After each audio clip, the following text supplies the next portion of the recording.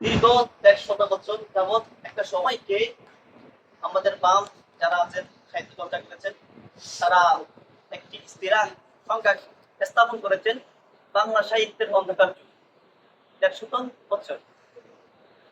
আমরা যখন নাকি একটু বিশেষ তাহিদ করে দেখি সময়টা হচ্ছে ওই সময় যখন ইয়ার খেলছি রহমতুল্লাহ আলাইহি উনি আমাদের হিন্দুস্তান জয় করেছিলেন।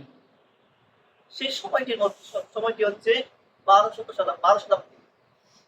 এই সময় থেকে নিয়ে উনি আমাদের হিন্দুস্তান জয় করেছেন, আমাদের নদিয়া বিজয় করেছেন, এই বিভিন্ন অংশ। তাহলে একটা বিষয় লক্ষণীয় হচ্ছে এই যে হিন্দুস্তানের মধ্যে সামরিকভাবে একটা শক্তি নিয়ে ইসলাম যখন নাকি আসলো হিন্দুস্তানের মধ্যে বখতিয়ারের হাত ধরে, সেই সময়টা অর্থাৎ খেলাফতের যখন একদম গোটাপত্তন হচ্ছিল, সেই ১২ শতাব্দীর কথা বলছি, সেই সময়টাকে আমাদের বামরা বলেছে বাংলা সাহিত্যের অন্ধকার যুগ। কিন্তু এটা হচ্ছে মিথ্যা, যার জবাবমূলক উত্তর আমার উস্তাদ জি মোসাল্লাম বই লিখেছেন, বাংলা সাহিত্যের অন্ধকার যুগ মিথ বনাম বাস্তবতা।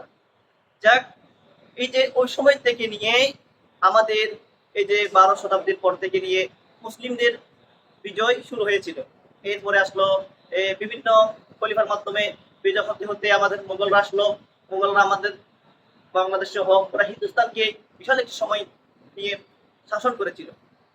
এই পুরা একটি সময়, এই সময়টাকে আমরা যখন নাকি কাজ করে দেখি, একটা নকশা আমাদের তৈরি হয়।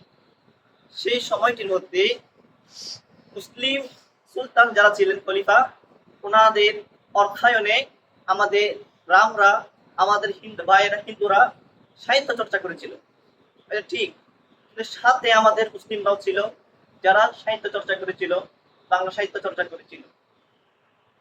কিন্তু এই যে মোগলদের সেই একটা সময় যাবৎ মুসলিমরা একটু ঘুমন্ত ছিলেন, এটা সঠিক।